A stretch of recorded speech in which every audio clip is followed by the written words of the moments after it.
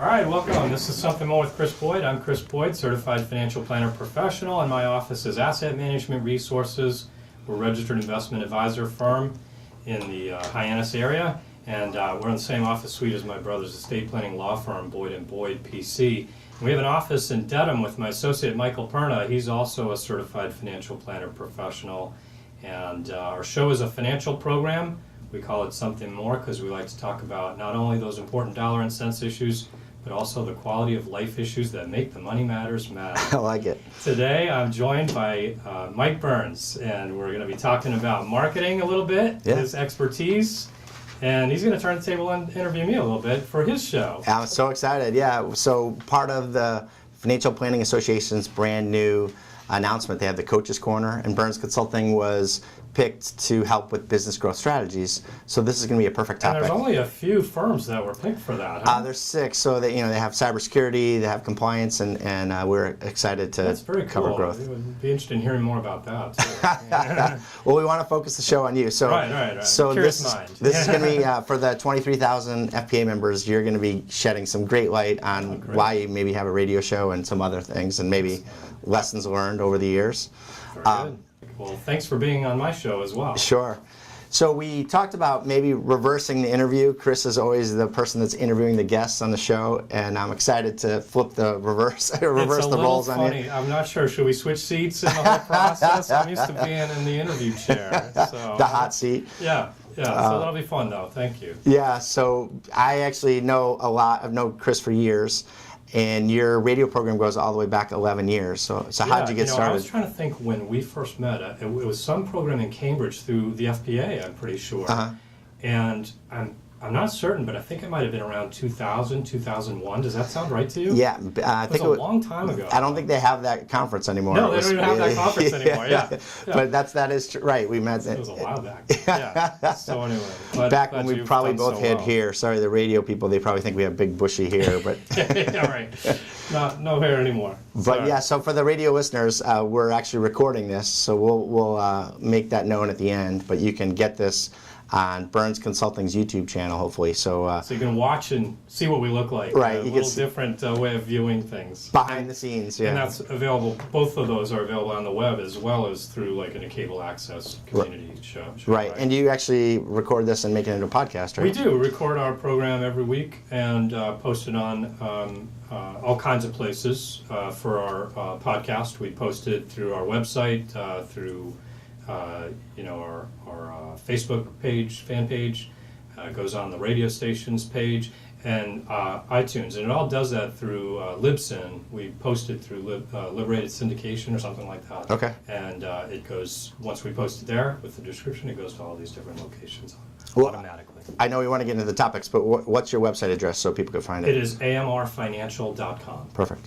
For my company name, Asset Management Resources. So that was too long. This isn't much shorter, but it worked. All right. So back to, I was trying to ask you, 11 years. Yeah. Why did you start a radio program? It's funny. I had listened to other financial radio programs and thought, how great is that? Having weekly exposure, be seen by the community. Eventually, someone's going to have to do business with you. You know what I mean? It's like just seemed brilliant. So, in fact, you probably know Mike McNamara. I do, yeah. He's in your community, and he's a great financial planner who's had a radio show. And I thought, boy, that's a really great idea. And that was before I was really even well into my financial planning career. I moved to the Cape and could still get the Marshfield station's broadcast. And so it caught my interest, and I thought, that planted the seed. And so several years later, I thought there was turnover at the station. I thought I really would love to get in and try to get a show. And so do you care for me to elaborate? I would love that, yeah. So there were already Saturday shows on, and there had been just this recent turnover within a few months at the time I started. And so I was kind of at the back end trying, And so I took a couple of people out to lunch. I took first the radio show, the morning show host out, and asked him, picked his brains a little bit. And then there was a guy who had a Saturday show, Jack Cotton, and he had a real estate show. Okay. And he gave me the best advice of the different people I talked to. Actually, I took out the then general manager of the radio station, and she basically said, yeah, go do something else. You know what I mean? Like, why is that? Get some experience. You know what I mean? Like, why should you get hired, you know? Oh, really? But then the guy, Jack Cotton, he had said, you know, show them you're committed. Put together dozen show plans or more, you know, and just show them what you do. And, you know, that way they'll know you're serious, not just, hey, I'm a guy, I'd like a show. Please, you know. So that's what I went about doing. I put together a binder full of topics and content that would be great for interesting radio content. Right. And so I delivered that to the radio station, the change in general managers in the meantime, and I pecked and pecked and pecked. Really? Yeah, so basically I dropped it off and they said, oh, it's really busy, thanks, come back some other time, you know. And then when would that be? All right, in 2 weeks, thanks, all right, I'll come back in 2 weeks, or I called in 2 weeks. Oh, yeah, I haven't had a chance to look at it, try me again in another 2 weeks. Call 2 weeks later. Oh, yeah, well, we're in the middle of, you know, season for this sort of thing, it was really busy. Well, when would be a good time for me to follow up? How about in a month or two? Okay, we'll do that. So I just kept following up, and eventually he was like, man, I wish my sales force was as tenacious as you are. So, and before he retired, really good of him, he helped me get set up with the show. Great. So, yeah. So that's a great lesson of the squeaky wheel gets the oil kind of thing. I think it's a lesson for life. I do think that much of life and in business, it's a persistence. I think it's a contest of wills. Mm-hmm. If you want something bad enough, you keep at it. Now, you know, I don't get paid for the show. In fact, there are times that I have to pay for the show, right? So it's an advertising endeavor in reality. But I try to make the show an entertaining, informative, interesting show. And so it is a real show, not just an infomercial for our listeners. That's great. Yeah, in marketing lingo, it's called infotainment. So it's informational, but it's entertaining. So I don't know if you ever heard of that one. Yeah, absolutely. But that, you know, when I started this show, I really had some simple objectives from a marketing perspective. I had other objectives for the show in terms of what format and so forth, what I wanted to accomplish. But from the perspective of, you know, putting it out there as a marketing endeavor, I just wanted to have some simple goals. I wanted to be perceived as a person of integrity, seem honest, and people would find me maybe a little bit likable. You know, they get a sense of my personality, and that hopefully they'd think I was intelligent enough to handle their financial affairs, that I knew what I was talking about. So, you know, it wasn't a very high bar to set. You know, I was just trying to be authentic. Right. You know, I think that's really key. But there is a little pressure having a live radio program. You don't want to look like you don't know anything. So luckily you do have the smarts to back it up. No, you're right. It's a challenge when, but you know, again, I think there again, it's about being authentic. Not everyone knows everything. Right. People don't expect you to know every last thing about every area of financial life. So I had the good fortune where I had been an insurance agent. I'd worked in small measure in property and casualty, more time in life, disability, health related stuff. So I had some background on the insurances. I you know, became a certified financial planner, so had some experience and exposure to a lot of the disciplines of financial world, whether it was investing, whether it was taxation, estate planning. My brother is an estate planning attorney and he's a wealth of knowledge. My dad before him was someone who was on the show regularly as well, between the two of them. So I had resources. We've had partners on the show or guests on the show with regularity who are tax knowledgeable, mortgage specialists, property and casualty people. So we've partnered in with people that were more proficient in areas that might not be my strength. You know? So there's ways to bring it about and make it informative for our listeners. That's great, and it's nice that you recognize that you don't know. You know, there's things nobody knows everything. Right. As a consultant, we see a lot of know-it-alls that if they're not open to knowing there's a whole other world, that we all just know the the top of the pin. There's so much more to this whole picture, so hats off to you. But great. So when you started the show, you've had a lot of lessons since then. What are some of the best ones from a business perspective? So, that's a tough one. So from a business perspective, meaning... Or even the radio program, like what lessons have you learned for people that are thinking about doing a radio show? Well, I'll tell you what, fair point. So not everyone's going to have the opportunity to have a radio show. But today I don't think you necessarily have to have a radio program to get the reach of what a radio program can do. So what are some of the lessons of a radio show is that it's consistent. Every week, Saturday afternoon, on the radio, right? So I either have to have a show live, which most of our shows are, or on occasion, if I know I'm going to be out of town or something, I have to record it, right? Or plan for a guest that might substitute for me.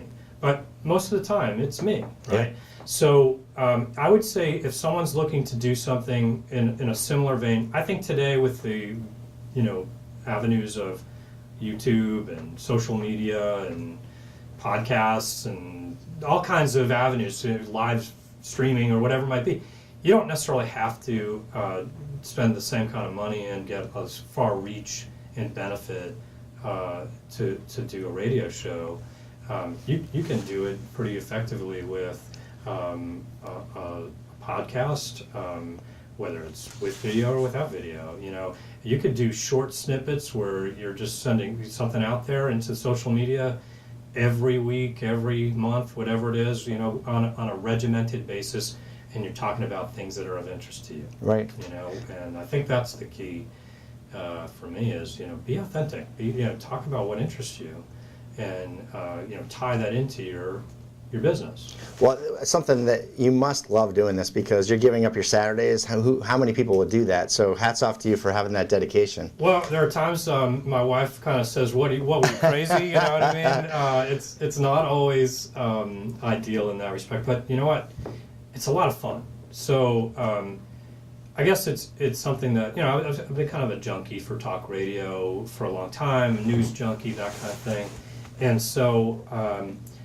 It was a kick, to be able to do that and be on the show and on the radio. And then, people, I heard you on the show and so forth. Our clients will have heard us and eventually, that translated to business. But I do find it a lot of fun because, where else would I get the opportunity to invite people to come in and have a conversation?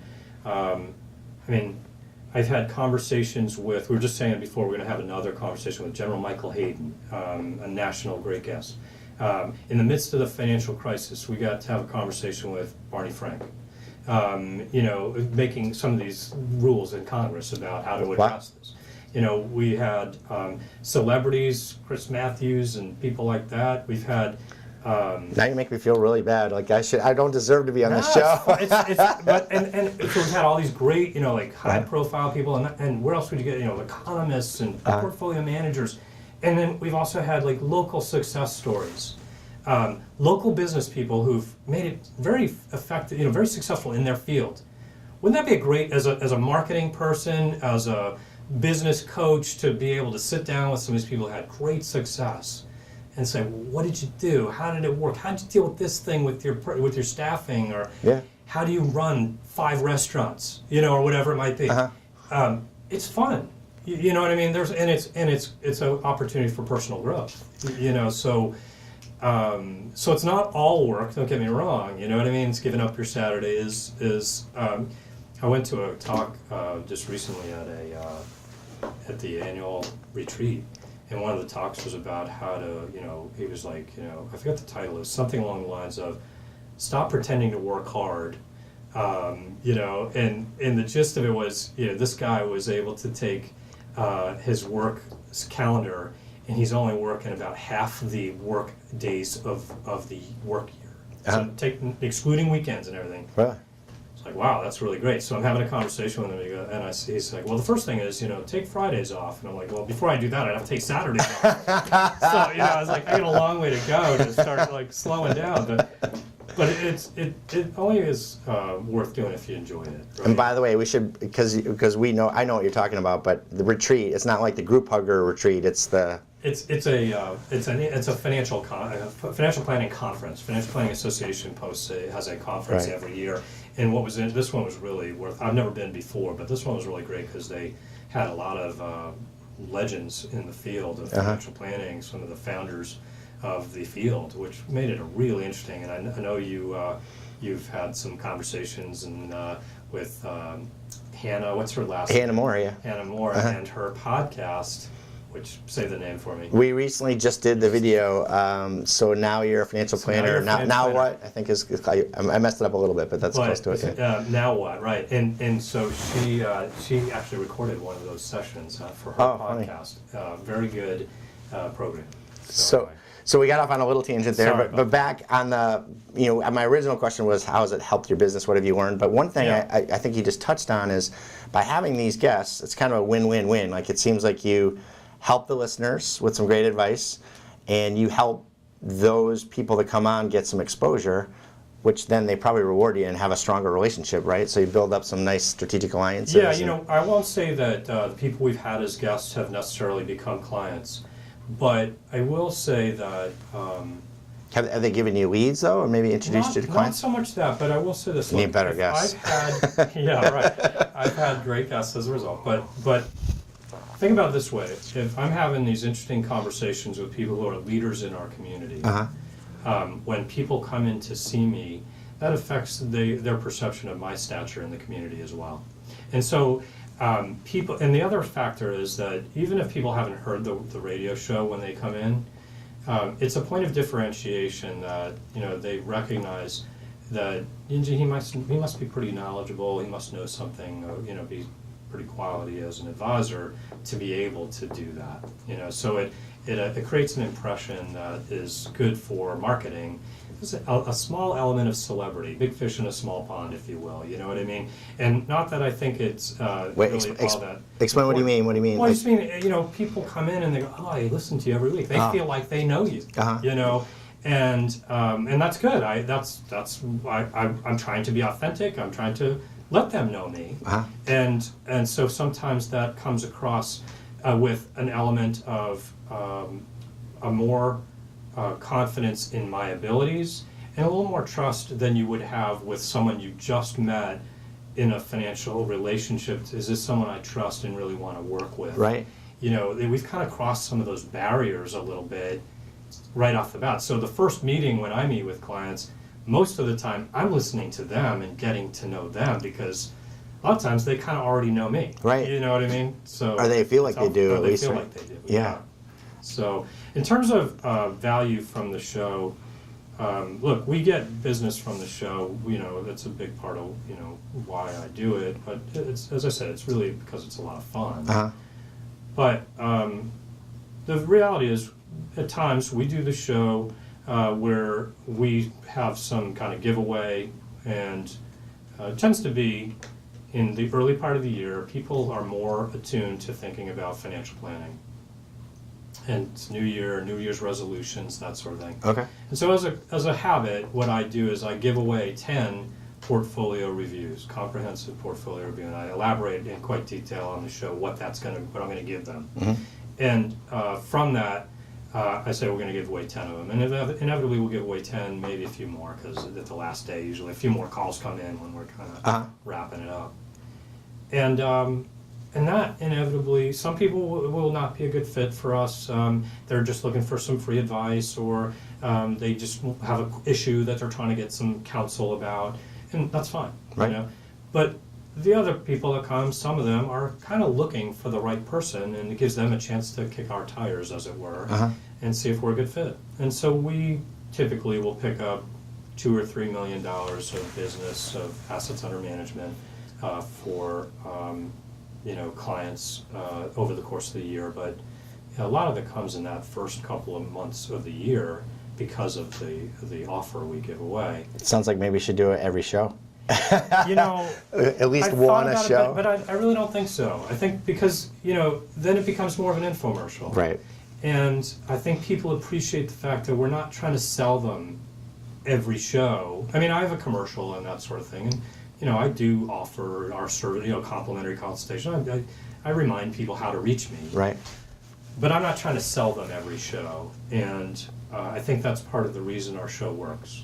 It's not a sales pitch. I totally align there. When I speak all over the country, I always say, and take me up on a free consultation. And when they call, I don't ever mention what I do or how much we charge or anything unless they ask. Right. And that's, usually people, in a case like that, they're, well, this was worthwhile. What do you charge? Right. They want to know. Right. But and in an initial conversation, you can uncover so many things that they need help with. So it's one, they trust you from the show, but then they trust your advice you're giving. So it's hopefully a nice tie-in to want to work with you. Right. Right. I got to take a break for my audience. Do you mind if we break here? Yeah, let's do it. I'm going to get a little water, too. All right, sounds good. We're going to take a break. We'll be right back with Something More with Chris Boyd. All right, we're back. So since I'm the interviewer, Chris would usually come back from the commercial break. And welcome back to Something More with Chris Boyd on WXTK. You do a better job, so I should let you do that. But, no, that's good. So we touched on a couple things, and I have that local show called Biz Wow, and it leads to a great question: is how do you wow your listeners? How do you wow your listeners? That's a tough one, I think, because I don't think every show is a wow necessarily, but my thought is be authentic. Make it an expression of your interests. Mm-hmm. And when you're enthusiastic about things and when you enjoy what you're doing, it comes across. Uh-huh. You know what I mean? So I think that's the wow for most people is, be energetic, be enthusiastic, enjoy what you're doing. You know what I mean? In my case, and I'm not the most energetic person by natural personality. I think but for some of the stuff, it gets me there. You know what I mean? What I was saying before too, I like getting big guests. Whether it's local people of local significance. That's one of the things that, let me come back to this wow factor, but one of the things that sometimes people ask, one of our partners on the show, Mike Byrnes, he's our mortgage authority, and he asked me one time when we were talking about planning for the show, he's like, why do you do the show? Mm-hmm. And I'm sure he expected me to say, because I'm trying to get more business. And that's my guess. That's right. What he would have expected. But what I said was, well, I want to be more significant. I want significance, and the show gives me the opportunity to have reach, to create impressions for people on issues, what's going on in the community, maybe form some opinion on things, whether it's political or financial or whatever it might be. Uh-huh. And so that's the driver for me, is I'm trying to reach people and have an impact, whether it's for their financial life and help set them on a better path, perhaps, or do things in a way that's good, or on other topics that are of interest, right? Yeah. So having interesting guests and I'm also a curious person, I guess. I've kind of come to learn through my show that I really like probing and asking questions and diving into it with people about whatever the topic might be. Right. And so for example, I do find I like biographies, and having a guest who has been successful in a particular area, or someone who's taken a tragedy and turned it into a nonprofit and been driven to try to make a difference in the community, that's compelling to me. Mm-hmm. I enjoy those stories. So we regularly have on local nonprofits, particularly at the end of the year when it's season of giving, typically. Smart.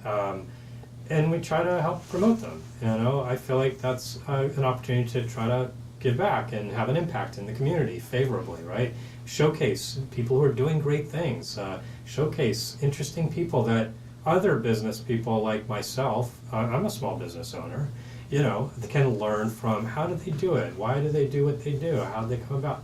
And so forth, right? So another part of the wow, I think, is good guests that whether they're national in nature, right, or local, to our local community. I often think if I'm interested in this, other people will be interested in this. So what's of interest to me as I think about brainstorming for what do I want to talk about? So in many respects, it's an opportunity to have an extension of my interests for our audience. Yeah. And my hope is that, if I find it interesting, others will too. Mm-hmm. And just like Can our I interject one thing? Yeah, So yeah, go right if ahead. if you had asked me what I was, sorry, let's start over again. Yeah. If you had asked my answer for why you do the show and how you wow them, my guess would have been that you just like to help people, because I know you. I know Chris. Besides the celebrity of the radio show person, I know you from behind the scenes, and you're just a nice guy, and Thank you you have very much. you have a lot of great financial experience. I'm sure you want to share that from your standpoint. It's very true. I want to help people. That's what motivates me to be in the business I'm in. I view this as an extracurricular from my business almost. But you're right. It's an extension of some of those same values, right? But so it's surprising. Your answer, actually, it's really interesting to hear that you actually use it to help your own business to learn. It sounds like you've had a lot of experts in, and I love it. I mean, yes, maybe you'd have the opportunity to talk to a portfolio manager for a fund you're interested in, but not often, right? You'd talk to the wholesalers and so forth, right? Right. How often do you get to talk to people like Jeremy Siegel or these brilliant economists that are out there? It's a great opportunity, right? Do you remember any great sound bites from the radio program of these experts that are celebrities that you've had on? I don't. I put you on the spot. But there are just so many great things that you get out of them. Like in the case of it's a lot of it, and those are more circumstantial in terms of like where are we in the market, how are valuations, and their take on some of that and why it's relevant. But in the case of Jeremy Siegel, I had invited him on the show, and I just kept talking, and we ended up not having commercials because I was like, well, just forget it. We're just going to keep talking as long as we can have him talking. So I was like, thank you so much. And he was just a wealth of information. So it's for the listeners that don't know who he is, he's they sometimes call him the Wizard of Wall Street. He's a Wharton professor who has had a number of books talking about stocks for the long run or the importance of dividends. I forget the title of the idea of that book, where just dividend reinvestment is a huge play over a long time for creating wealth. And one of his claims to fame was he pretty much called the top of the market in 2000 and saying, just valuations were just outrageous. And it pretty much was about that day. It was like the next day the market started to fall. So anyway, he's a brilliant guy. So let's shift a little. Actually, as the interviewer that's a rookie. Can I just say one other thing about the wow? So I mentioned I'm kind of a curious person, but I think one of the other things that we've tried to do with our show, talk radio can be not always the most positive engagement. There's a lot of us versus them. They're to blame for these problems. That kind of a antagonistic tone to the dialogue, and as much as I find I'm politically aligned to a lot of what is the thought process behind more conservative voices. I want to be a constructive voice. I want to be a positive influence on the community. And so we very much make it a priority to, as much as we have dialogue and discourse, and I'll invite people who I don't agree with on the program, but you can disagree without being disagreeable, kind of a thing. Yeah. I think of it as I'm inviting them into my home. And I would not attack them for their views if I invited them as a guest in my home. So I think it's an opportunity for engaging discourse and dialogue, and we can disagree at the end of the day. Right.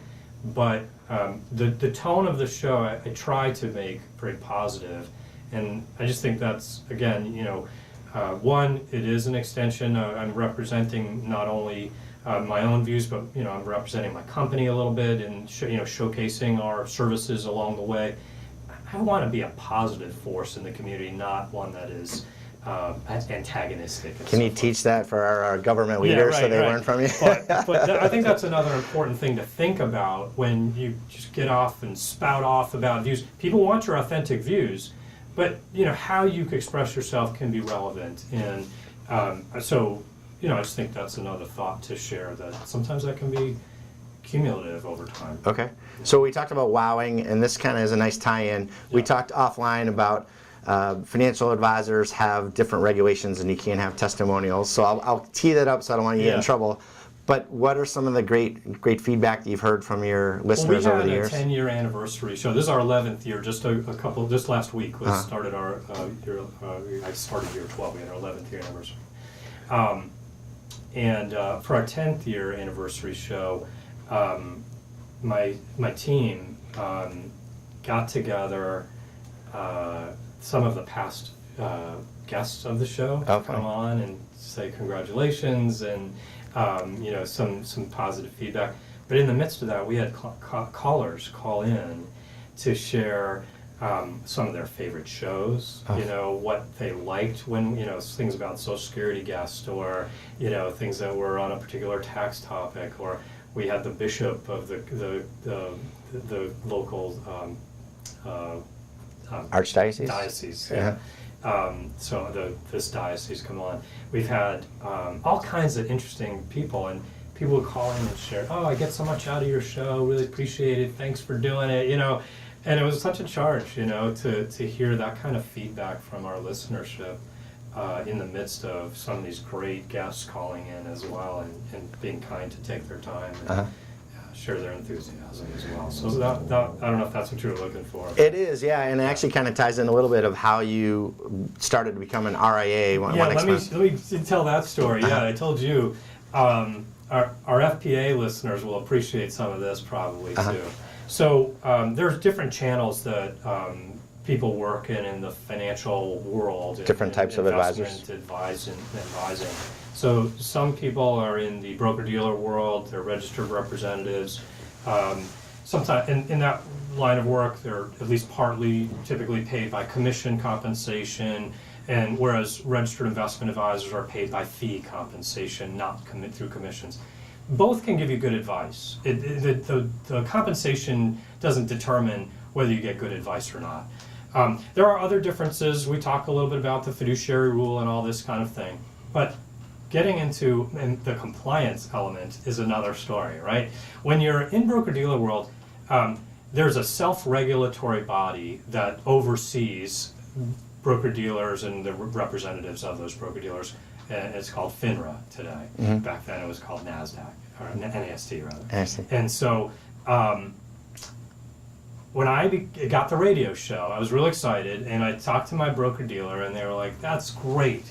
You can say anything you want as long as it's FINRA approved, or at that time NASD approved, which of course for people who don't know, our listeners, that's torture. You know what I mean? To get stuff through, it takes a long time, it has to be very specific, and it's costly, right?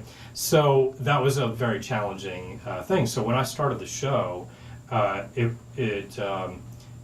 was shorter than it is now. I have a 2-hour show now. And that's another thing, by the way. I would encourage people, if they do a radio show, you do want it to be long enough, like a 2-hour program, because people are in and out of the car, and they're going to church, or they're going to the dump, and they catch it or they don't, and so they don't always catch the whole thing, and so a shorter show isn't as good. If you're doing social media, you want it to be more concise, right? So it's a lot less work, by the way, if you think along those lines. Yeah. But in any case, so I had a 1-hour show, but I couldn't really say anything without running afoul of my broker-dealer's guidance, compliance.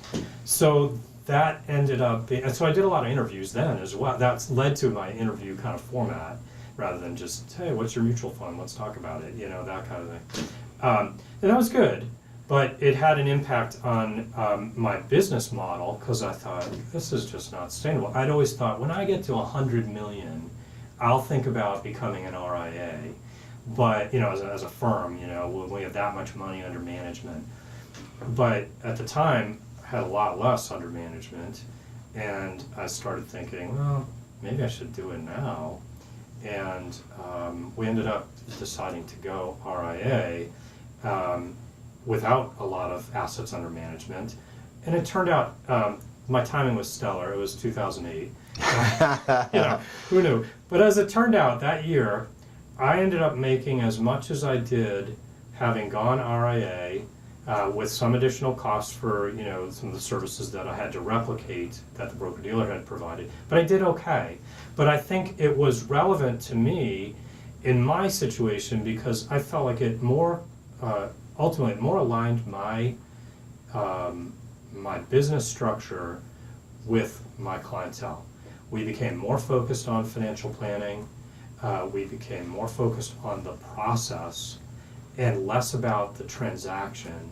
And for me and the clients that I have, that was a good fit, and I think it really helped propel our business into a better, the development phase of development. And of course, we went through some tough times that have come and we've been in the aftermath of those tough times, which obviously helps too, right? Right. But I think it's a big part of why we've had good growth. I clarify a couple things for your listeners is a registered investment advisor, just because the broker-dealer world is under FINRA doesn't mean RAs have nobody thank you for pointing that overlooking you. Yeah. We definitely have compliance requirements. My firm right now is registered under the SEC's regulatory body, and that is our regulatory oversight. So we definitely have oversight. Right. And we have a compliance department. But I guess from my perspective, some of the time, FINRA, the rules can be overburdensome. One of them is pre-approvals. So marketing material, if it classifies as advertising, and I believe if it goes to 25 people or more, like a radio program goes to more than that, everything has to be scripted. Yeah. And we see this medium doesn't lend itself to scripting. It would be terrible. If you were reading, we're flying from the seat of our pants a little here, but that's natural. And that's a great point. I'm glad you brought it up. It taps back into the authentic piece. That's right. Right. That's right. Mm-hmm. And it just it doesn't fit if you're trying to do that. To have that kind of. So yeah, good point. It's not to say that we're not regulated. We are. We do have supervision. We also hire a compliance consulting firm who helps us to make sure we stay in bounds of what's appropriate and what's not. Oftentimes we don't talk a lot about individual securities on this program. That's why. If people ask questions, I'm happy to address them and so forth. But the more you dive into certain things, it can become a little bit compliance, sticky. So we try to be careful about that. Right. I know we're getting close to the end of the show. Any final thoughts you want to share with us about? Yeah, sure. So let's see. I would say if you're thinking about doing something for social media or a show, do it. Don't delay. Don't just take the leap. Start. When we started our show, I'd hate for you to listen to the tapes. I have them, but they were awful. Actually, in fact, the first show, we didn't have any of our advertisements recorded yet. So we were like reading copy of and our advertiser, like the old days of, radio or whatever. Right. And, but when I start off, I was very measured. I was very deliberate. I was very slow in my tempo. Radio is a little bit more animated, and just like video, you got to be more animated. So anyway, don't worry if you're not good at first. If you listen to me when I do my show and I edit my show at times, I'm appalled at how often I say and so forth. Right.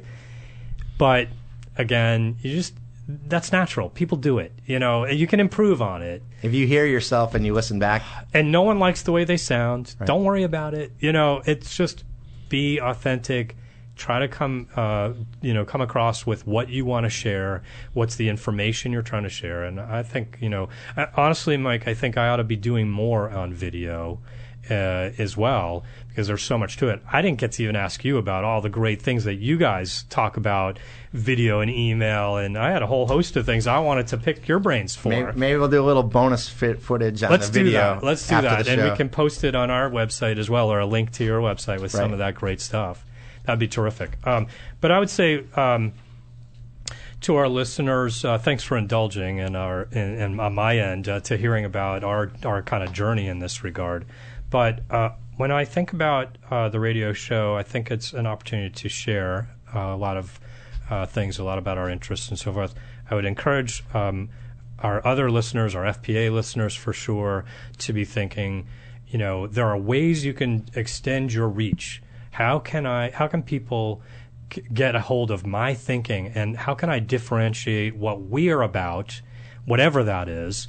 And you I'm sure tell people it's not about being everything to all people. You want to be more specific, and you find your niche, find your tribe, whatever you want to call that. Right. And this is a forum in which you can refine that and dig deep into whatever your area of expertise is and showcase it. Yours is nice people on the Cape, Yeah, or South Shore of Boston, or as far as it reaches. Yeah. That's right. That's right. And our area really, our area of expertise tends to be, we work primarily with people who are in retirement or at least very close to retirement, because in Cape Cod there's a lot of them. In our area, our geography, there's a lot of people who have financial resources and are in that demographic, if you will. And there's a lot of opportunity to come out of that. Okay. So, yeah. In summary, from what I've heard, this has been a great conversation back and forth, but some of the main things of why you had the radio show and the lessons you've learned were, one, be authentic, and you just be yourself. And at the end, you just said, an expression of your interests. I think even you try to boost it up a little bit before you go on the show, right? Or energy, high energy is important. If you talk faster than you normally would. I think that's just part of what, it's more engaging to the listener for some. It's funny if you're not in the mood, you just had a fight with your spouse or something. It's maybe not the best time to do it. You know what I mean? Right. You know what I mean? But a lot of times, I've had days when I haven't really felt that great and I'm doing the show, but my energy level jumps up when I'm doing the show. And I will say this, when we do a live show, our energy tends to be much more animated and you're on the edge of your seat. When you're doing a recorded show, you tend to be a little more, well, we got time. It's a different energy on the show. So, be sensitive to that. That's a good point. Okay. Another thing from the business growth side, and you're a nice guy. You don't try to overdo it and have it on every show, but your call to action was a free consultation or a free. Yeah, I do think there are things we could do better in that regard. I think whether it's white papers or I think people are more interested in serious content when they're the call to action. But so if you have something that's a 10 tips for or whatever it might be. Those kind of things are likely to draw people to the website to actually get something. When it comes to the action, sometimes people have to put their email address or contact information. They're a little more reticent to say, is this something I want to do or not? They may be less inclined. So, you have to make it compelling. In our case, we give away something that's very valuable. We spend hours, many hours on the preparation of a portfolio review, and that's costly. Right. But it's worth it as a giveaway, because even though we know there's going to be people that aren't the right fit for us or us for them, there will be some that will. It's just the law of averages, and inevitably we've gotten some really big clients as a result of doing those kind of offers. Now, some people would say, well, I don't do that. I charge for that. And that's fair. I think it's legitimate to say you charge for that. But I do it because I think, one, it's helpful to people at a time of year when they might be thinking that way, and it's a way to give back a little bit. And two, I'm fairly confident that if people get a chance to size us up, some of them are going to come and work with us. If they're in the point where they're kind of shopping around, or if they think they need some additional advice, even if they have someone they've used to work with, they're obviously not getting something. So why not us? Right. That kind of thing. And wrapping up, I know we're close on time. We're right? good. We got about 2 minutes. 2 minutes. Yeah. So the last nugget I had is really got to work hard at this. You're giving up your Saturdays. Hopefully the listeners appreciate that, and keep that great feedback coming, because otherwise your wife's going to kill you at home if right. That you're giving up all the time. But it actually tied into at the commercial. My wife's a saint, obviously, right? You know what I mean? Putting up with me. Don't for just so give long. good feedback. Send roses so he can bring them home to his wife. That's it, right? With that, I've got to wrap up my show, but I want to get a chance to turn the table, so we'll do that. And one thing, if you do want to watch the video of this show, you can tell go them how to get it. Yeah. Hopefully, we'll post it on YouTube at Byrnes Consulting's page, and that's BYRNES, Byrnes Consulting. After that's up, we'll put a link on our radio page as well. Okay. So we'll link to it as well. Fantastic. Fabulous. Thanks, Mike. Thank you. Stay with us for the news. Until next week, keep striving for something more. Chris, thanks for having me on the show. This has been great. I really appreciate the time, and it's been fun to be the interviewer. I'm really the guest. Well, but it's a real pleasure for me. It's not, feels funny being on the question end of it, getting the questions, giving out the answers. But thank you for having me. I hope it's been helpful for your listeners and for other members of the FPA. Yeah, and I'll just say to the FPA members and the 23,000 members that are paying attention, maybe through the Coaches Corner, or if you found this through ByrnesConsulting.com, Definitely check it out. Yeah. The Coaches Corner, that looks great. What so a resource. hopefully we'll keep putting up great content, especially Byrnes Consulting, around business growth strategies, and hopefully the listeners of your show and the people that are tuning in through the video have gotten something to improve their business. Definitely. Thank you. Thank you. Until next time, keep striving for something more. Woohoo! Whether you have a radio show or not, Byrnes Consulting can help you better broadcast your message and build a better audience. Reach out to us at ByrnesConsulting.com and let us set up a free consultation. Here's a little motivational tip to live by. All right, let's test. Here we go. Chris, can't wait to do the show with you. Gotta be something more. All right. We would love for you to subscribe to our YouTube channel and like this video. Also, please feel free to share your comments, tips, or questions below.